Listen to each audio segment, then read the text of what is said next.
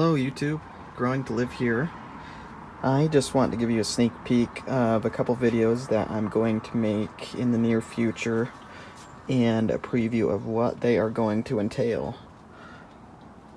So I'm going to talk about my potted passion fruit vine, which I have never talked about before.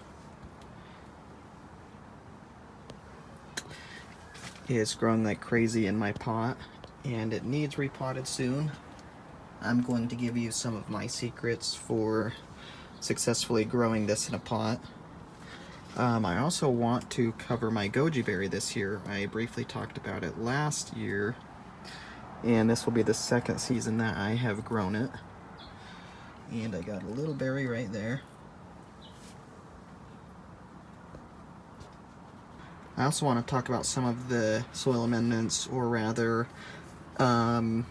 growing supplements that I use for my plants, what three of my favorites are, and how relatively cheap you can get them.